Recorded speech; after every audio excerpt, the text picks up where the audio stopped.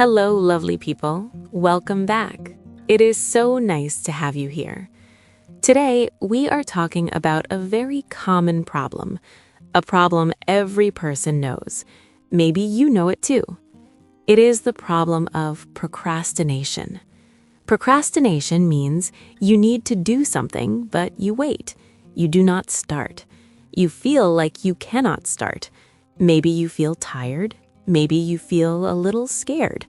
Maybe you just do not feel like it. So you wait. You do other small things. You check your phone, you make some tea, but the important thing is still waiting. This feeling is very normal. It is human. So today, let's talk about it. Let's talk about how to beat procrastination, how to start when you do not feel like it. Please stay with me until the end. We will find some simple ideas together. First, let's think about why we wait. Often, a task feels very big. It feels heavy. For example, clean the house. This idea is big. The whole house? That is a lot. Your brain feels tired before you begin. Or write a report. The empty page is scary. The finish line is very far away. So we avoid it. We procrastinate. The secret is to make the first step very, very small. So small that it is easy, too easy to say no. Do not think, clean the house. Think, I will clean for 5 minutes. Or, I will put away only the books on my table. Do not think, write a report. Think, I will open my computer and write 1 sentence. Just 1. The goal is not to finish. The goal is only to start.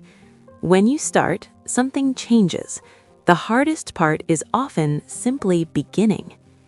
Another good idea is to connect the difficult task with something you enjoy. This is like a promise to yourself. You can say, after I work for 20 minutes, I will listen to my favorite song. Or, first I will read 2 pages of my English book, then I will make a nice cup of coffee. You do the small task first, then you get the small reward. This makes starting feel better. Sometimes we wait for the perfect time. We think, I will start tomorrow when I have more energy, or I need to feel ready first. But the perfect time almost never comes. The best time is usually now, not tomorrow, not later, now. So a very powerful method is counting.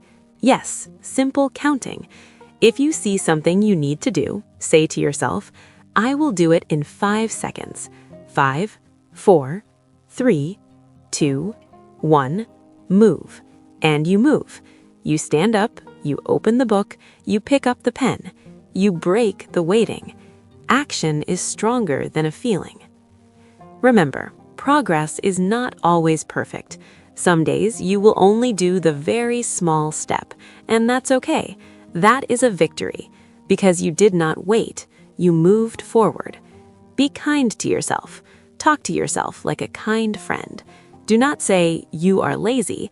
Say, starting is hard, but I can do this first tiny part. Let's go over these ideas again to remember. First, make the first step tiny, very, very small. Second, connect the task with a small reward. Do the task, then enjoy something. Third, do not wait for the perfect time. Use a simple countdown. 5, 4, 3, 2, 1, and then move. You have the power to begin. The feeling to start does not come first. First, you take the small action. Then the feeling follows. You do not need to see the whole staircase. You just need to take the first step. Thank you for listening today. I hope you feel a little stronger, a little more ready. The next time you feel that hesitation, that wait, remember these small tools. Choose one. Try it. Be your own kind friend and take that first tiny step. You can do this. I am so glad we could spend this time together. Until next time, be gentle with yourself and keep moving forward, one small step at a time. Goodbye for now.